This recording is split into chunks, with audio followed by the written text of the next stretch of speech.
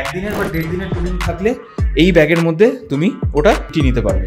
এখনো এর মধ্যে কম করে দুজনে জামা কাপড় ঢুকে যাবে। New jacket Solace Urban Rival V3, এই ইঞ্জিন অয়েলটা নিয়েছি 20W50 1 লিটার। 1 লিটার কেন নিয়েছি তার কারণটা আমি বলছি। রুদ্র পুরো রেডি, শুধু এবার এই ব্যাগগুলো বাইকে লোড হবে।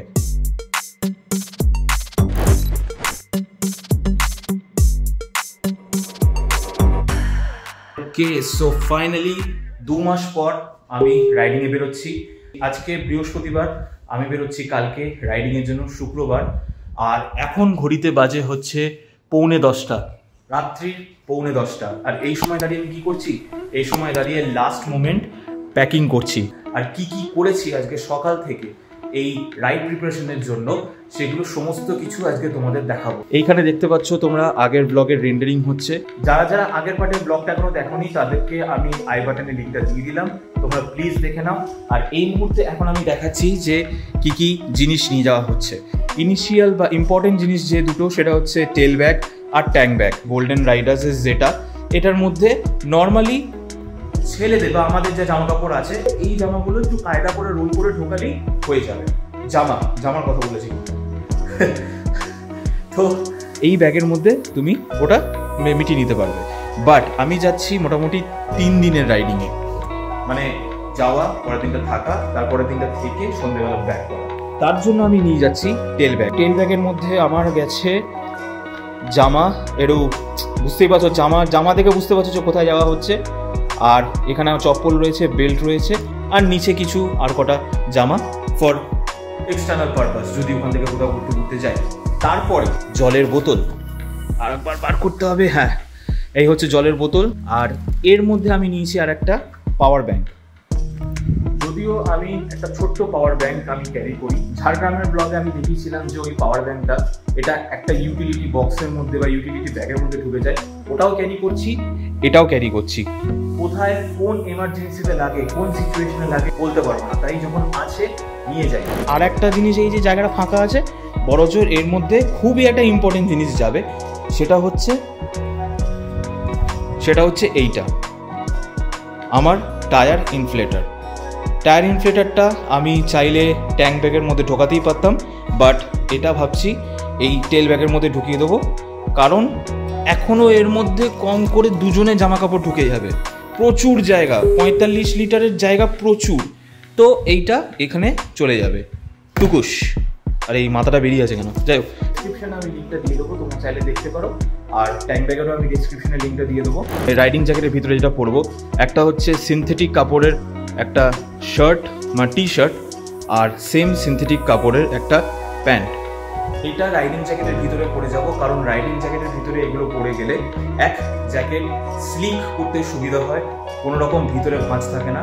আর সিনথেটিক বলে ঘামটাও একটু কম হবে, আর লাইট ওয়েটও হয়। আমি ডিক্যাথলন থেকে নিয়েছি।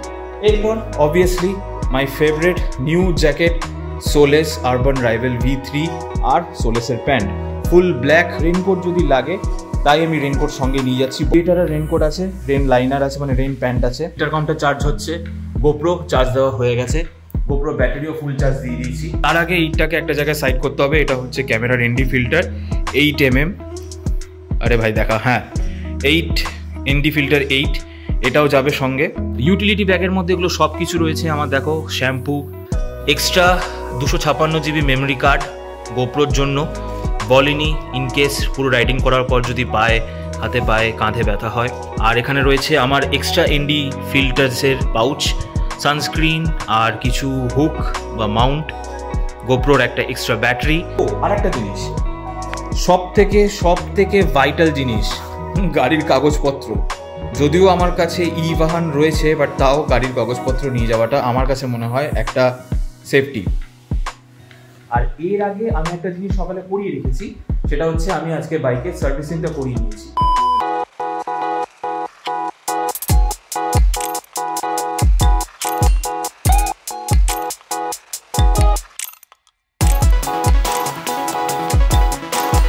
এই যে মতুলের এই ইঞ্জিন অয়েলটা নিয়েছি 7100 20W50 ফুললি সিনথেটিক 1 লিটার।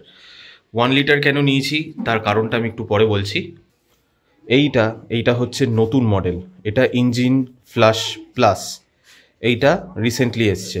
এটা একদম ইঞ্জিন অয়েলের সাথে দিয়ে দিতে হয়, এটা তোমরা গাড়িতেও ইউজ করতে পারো। লিটার এই কারণেই কিনেছিলাম কারণ এর আগেও আমি নতুন নিয়েছিলাম, সেটা 1.5 লিটারে নিয়েছিলাম। তো আমার গাড়িতে যায় 1300 ml, তো বাকি যেটা পড়েছিল সেটা আর একটা ছোট কৌটোতে আলাদা করে রেখেছি। 1 লিটারের যে কৌটোটা আছে এটা পুরোটা চলে যাবে, প্লাস ওই যে 200 ml 300 ml যেটা আমার আর একটা সেপারেট করা ছিল ওটাও একসাথে নিয়ে গিয়ে চেম্বারে ঢেলে দেবো।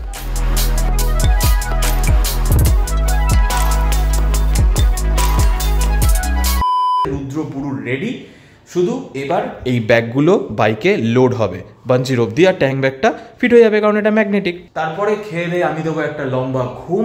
তো এই হলো মোটামুটি পুরো জিনিসপত্র, এক এক করে তোমাদেরকে আগে দেখিয়ে দিলাম, এরপর আমি গুছিয়ে নেবো, গুছিয়ে ব্যাগের মধ্যে ঢুকিয়ে নেবো। তারপরে খেয়ে দিয়ে আমি দেবো একটা লম্বা ঘুম, আর তারপরের দিন সকালবেলা আমি বেরিয়ে যাব। তাই ব্লগটা এইখানেই ছোট করছি, কনসাইজড করছি, আর আই হোপ এই ব্লগটা তোমাদের একটু ইনফরমেটিভ লেগেছে। যদি কিছু মিস আউট করে যাই আমাকে কমেন্টে জানিও, আমি তোমাদের অবশ্যই রিপ্লাই দেবো। আর ডেসক্রিপশনে যেগুলো দিলাম সেগুলো তোমরা চেক আউট করো, আশা করি তোমাদের আপকামিং রাইডে ওইগুলো কাজে দেবে। ব্লগটা যদি ভালো লেগে থাকে অবশ্যই লাইক করে দিও, চ্যানেল নতুন থাকলে চ্যানেলটাকে সাবস্ক্রাইব করে দিও, আর পাশের বেল আইকনটাকে ক্লিক করে দিও যাতে পরের ব্লগের নোটিফিকেশন তোমরা তাড়াতাড়ি পেয়ে যাও।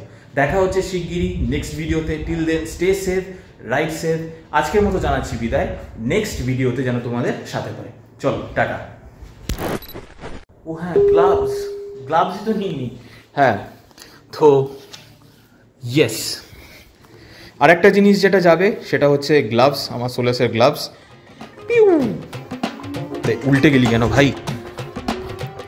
দেখতে বাজে লাগে, অডিয়েন্সরা কি বলবে?